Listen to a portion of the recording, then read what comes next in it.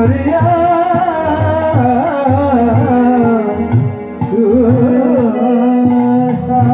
বিশ্ববরেণ্য দার্শনিক বৈষ্ণব আচার্য শ্রীমন ডক্টর মহানন্দ ব্রহ্মচারীজি তিনি বললেন, শুদ্ধ লীলা স্মরণী জীবের ভজন। যদি কেউ অখণ্ডময় যোগে বসে গৌর গোবিন্দের অপ্রাকৃত নিত্য লীলা স্মরণ করে, তবে তার 1 বছরের পরমাত্মার খোরাক একদিনেই লাভ হয়ে যায়।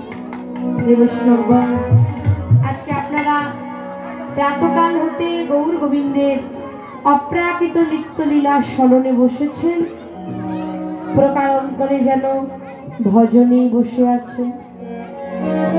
আজ মহাপ্রভু গৌর হরি আমার রসভাবে বিভোর হয়ে সুরধ্বনি গঙ্গার তীরে হরিনামের খেলা খেলছে।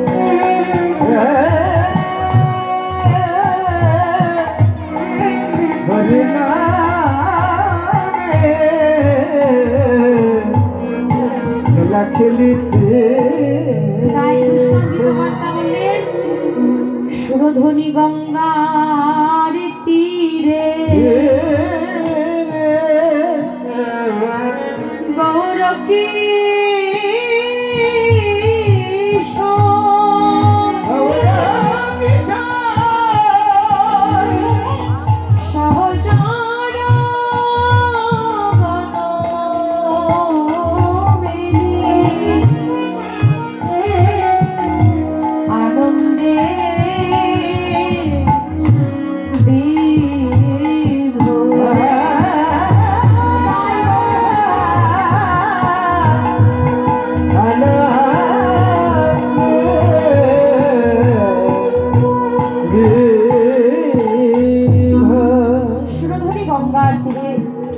মহাপ্রভু আমার সহচরগণকে সঙ্গে নিয়ে হরিনাম করছেন, নামের খেলা খেলছেন।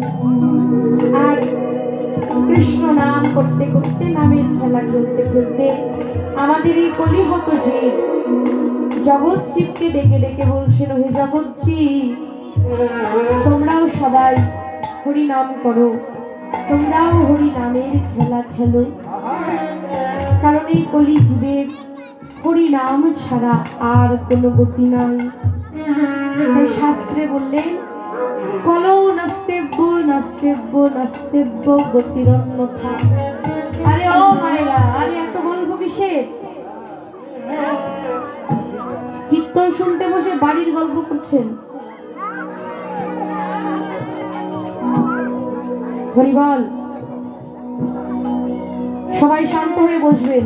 শুনুন, কৃষ্ণ কথায় অরুচি থাকলে তার শূকর কুলে জন্ম হয়। মনে রেখে তারপরে আসরে বসে আন কথা বলবেন। হরিবল, জয় রাধে। তো মহাপ্রভু গৌর হরি হরি নামের খেলা খেলছেন কেন? কলিহত জীবকে কৃষ্ণ নামের খেলা খেলাবার জন্য। কেন কলিহত জীবকে কৃষ্ণ নামের খেলা খেলতে বললে? অন্যান্য যদি অন্যান্য ভজন সাধন ছিল, যেমন ত্রিতে যজ্ঞায়তে বিষ্ণু ত্রেতায়ামে যজত মুখ হই দাপরে পরিচর্যায়াম কলৌ তত হরি সংকীর্তনা।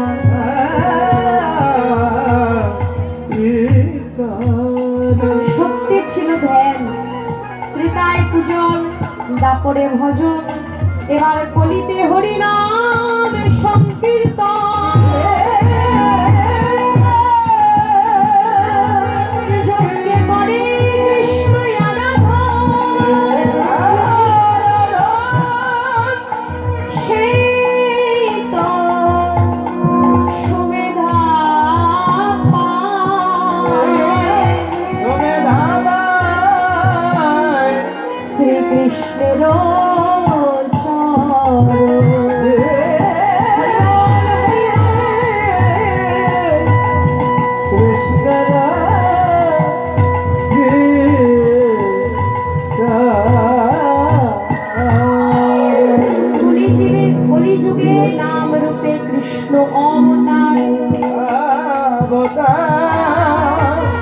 হরিনাম হইতে সকল জগৎ জগত উদ্ধার জগত